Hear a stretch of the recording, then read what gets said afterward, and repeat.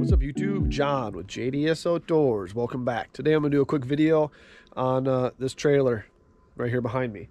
You can see my old trailer behind me as well.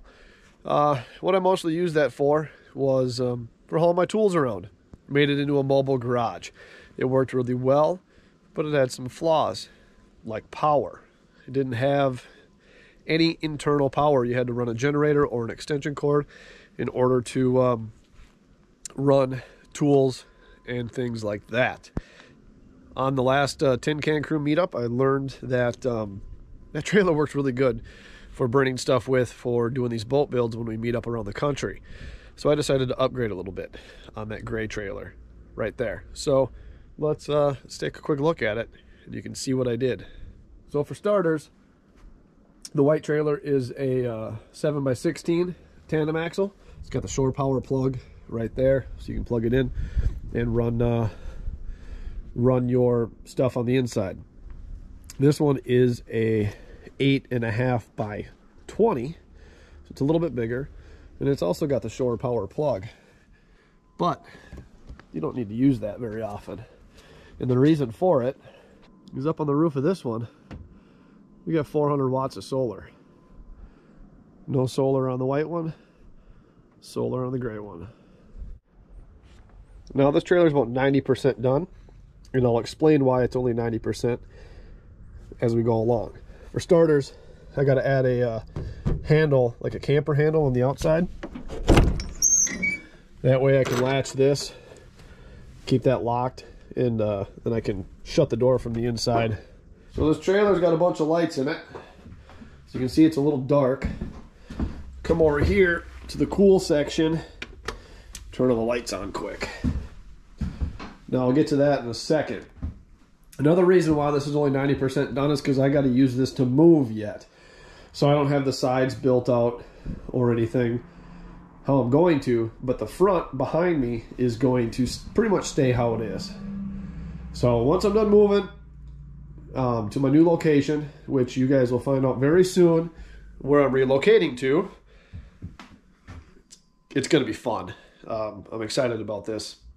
Now, once I'm done moving, I'm going to finish building out the inside of this trailer in the back, and it's going to be my mobile workshop. So moving up to the front, it's pretty much going to stay like it is, except for the wiring. So, as you can see up here, the wiring that goes along the back is in wire loom, and it's all tied up nice, and it looks good. But once you reach this point, the wires are kind of all over the place,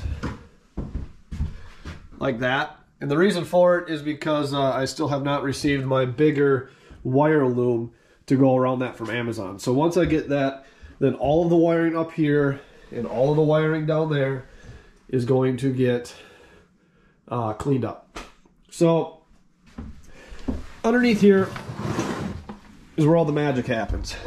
This is the solar system that I installed in this trailer. For starters, we got 400 amp hours of lithium batteries. So each one of these batteries is 200 amp hours, 12 volt. They're wired together in parallel, and there's two separate systems here. So we got a 12 volt system that comes off of the 40 amp hour MPPT charge controller that runs the lights and the fan on the roof. And then we got the 110 system. So this is where that shore power plug comes in.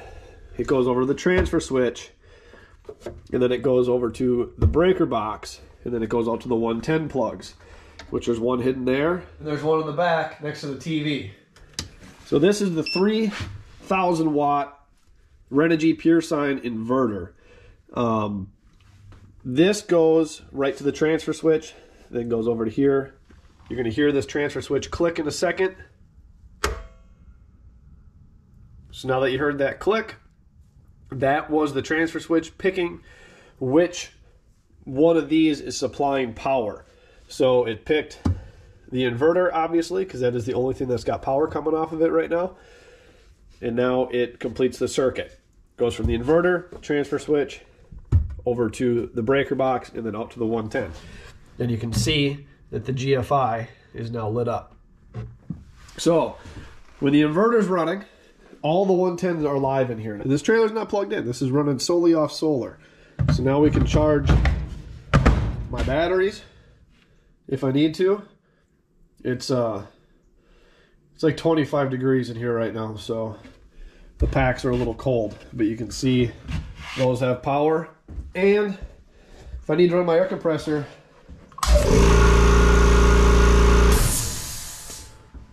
I can run my air compressor. That's just off of solar power, which is super, super cool. And then I outfitted the rest of the front with this this workbench and a couple of cabinets for storing my electrical things in that nature. And then of course we got some of the stickers from some fellow YouTubers on here. I got a couple more to put up. I got a sticker bomb this whole thing yet. I got a bunch of stickers from the Dayton, Tennessee meetup, so that was kind of cool. But yeah, so this trailer is 90% done. I am super happy with the solar setup. That's gonna be fun. Can't wait to get the rest of this built out. But first, we gotta move. And that move is coming up very, very, very shortly. And you guys will learn where I'm going to. Started off in Minnesota, sold my house. Oh gosh, I don't know, about 4 or 5 months ago. And I've just been kind of bumming around. So I bought this camper that I was staying in for a while, right there. But my plan with that just isn't going to work. So that's up for sale if anybody wants it. Selling it for a really good price because I bought a house. So I got another house, another shop, small shop, not as big as the other one, but good things will come in time. So you can see how cold it is here this morning, and that's inside, so not very much fun. But anyways, if anybody has any questions specifically on any of this stuff, I know I got a lot of questions about how much do I have into the solar. So 400 amp hours, lithium storage, 400 watts of solar on the roof, the inverter, all of the wiring. I got right around $3 grand into that, which if you were to do that a few years ago when lithium was just starting to come out on this level, at least, you would have been quite a bit more. It would have been $4,000 in batteries just in themselves. So starting to come down to a point where people can play with it a little bit more, myself included. So I'm kind of excited about that. Excited to see where this goes. So more quick stats. This air compressor pulls about 13 amps. So if I was to run this air compressor non-stop off of the solar, I could run it for approximately 16 hours.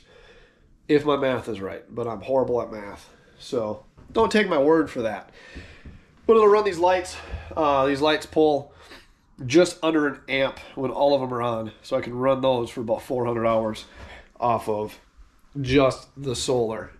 And that's saying that we don't have any more power coming in. But this thing brings in a pretty good amount of power for what I use. But yeah, like I said, any questions, comments, concerns, leave them down below. If you want to see where I'm moving to, make sure you stick around. And we're about to have a lot more fun. I know I've said that before in videos, but this has been a weird year. And for those of you that loyally follow me, thank you. I appreciate it. There's more to come. So as always, thank you for watching JDS Outdoors.